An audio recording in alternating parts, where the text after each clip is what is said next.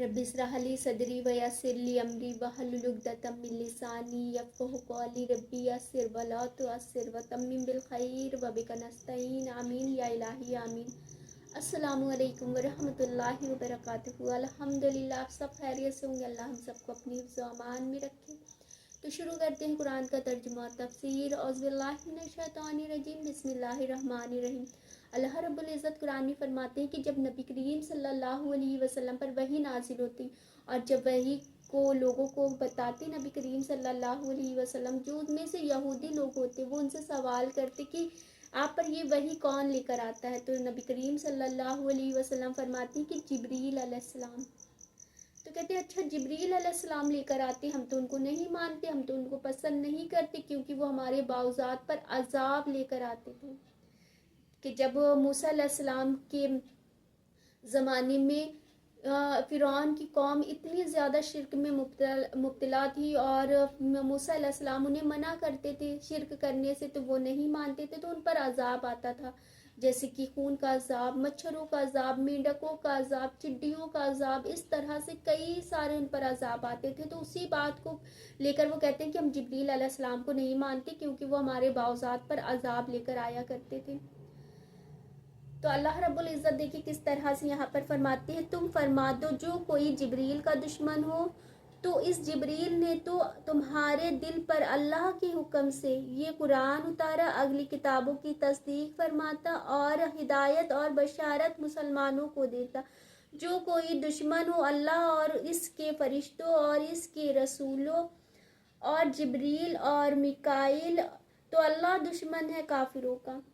कि देखिए अल्लाह रब्बुल इज़्ज़त ने फरमा दिया कि अगर इन सब से कोई दुश्मनी रखता है तो अल्लाह दुश्मन है काफिरों का।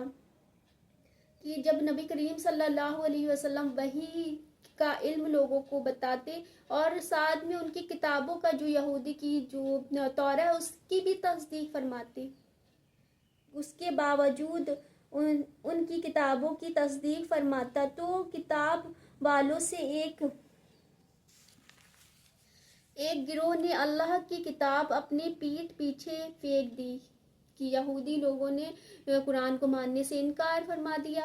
तो देखिए इसमें पीठ के पीछे यानी कि मुड़ कर देखना ही नहीं, जैसे अब इसमें से हम अपने लिए सबक निकालें कि हमारे लिए इसमें क्या सबक है। कि आज देखिए हम जब सारे सब को लेकर चले, सारे मुसलमानों को, सब उसमें से कई लोग ऐसे हैं कि जो कुरान को बस पढ़ लिया और फिर उसे खोल कर देखना ही नहीं है, समझने की तो बहुत दूर की बात है। अगर हम सारों को, बहुत से अल्हम्दुलिल्लाह रोज़ डेली का रूटीन होता है उनको, वो पढ़ते भी हैं, उन कुरान को समझते भी अल्हम्दुलिल्लाह अल्हम्दुलिल्लाह, लेकिन अगर सबको सारों को लेकर चले तो बहुत से उसमें से हैं जो कुरान को खोल कर भी नहीं देखते। और बहुत से लोग जो पढ़ते हैं तो वो उन्होंने सिर्फ दुनिया की आसानी के लिए कि इतनी बार इसको वजीफ़ा पढ़ लो, इतनी बार ये आयत पढ़ लो तो हमारे लिए आसानी हो जाएगी। हमें इसको समझ कर पढ़ना है कि अल्लाह ने हमारे लिए किस तरह से आखिरत में हमारे लिए आसानी होगी। अल्लाह रब्बुल इज़्ज़त कुरान में फरमाते हैं कि वलक़द यस्सरनल कुरान हल मिन मुद्दकिर, कि मैंने कुरान को तुम्हारे लिए आसान कर दिया, कोई है इसे सीखने वाला। यकीन मानिए कुरान इतनी आसान किताब है, शुरू में हमें थोड़ा मुश्किल लगता है क्योंकि ये हमारी लैंग्वेज नहीं है। जब हम इसे पढ़ते हैं तो हमें थोड़ा मुश्किल होता है, लेकिन जब धीरे धीरे हम इसको समझने लगते हैं तो यकीन मानिए ये कुरान हमारे लिए अल्लाह इतनी आसान करता है कि हमें समझ आना शुरू हो जाती है और फिर हमें अच्छा लगता है पढ़ते हुए कि अल्लाह हमारे बारे में ये फरमा रहा है, अच्छा हमको ये काम करने से मना फरमा रहा है अल्लाह रब्बुल इज़्ज़त, कि जो काम अल्लाह ने मना फरमा दिया उसको मान दिया और जो करने का हुक्म दिया उसको करना शुरू कर दे, तो अल्हम्दुलिल्लाह दुनिया भी आसान होगी इंशाअल्लाह और आखिरत भी।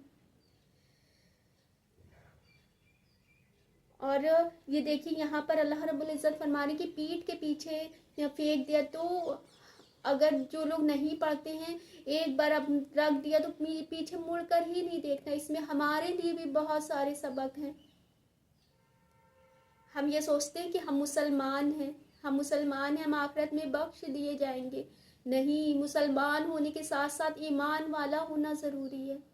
मुसलमान होना ही काफ़ी नहीं है, उसके साथ हमें ईमान वाला होना है कि अल्लाह ने हमारे लिए इस किताब में क्या हिदायत दी है, हमें क्या इसमें समझना अपने लिए, अपने